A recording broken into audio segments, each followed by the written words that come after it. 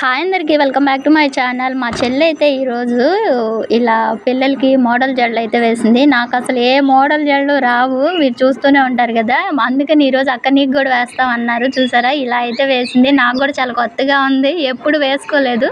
అలా వేయడానికి పిల్లలు వీళ్ళిద్దరు మగ పిల్లలు అయిపోయారు కదా. అసలు నేను వాటి జోలికి అయితే వెళ్ళలేదు.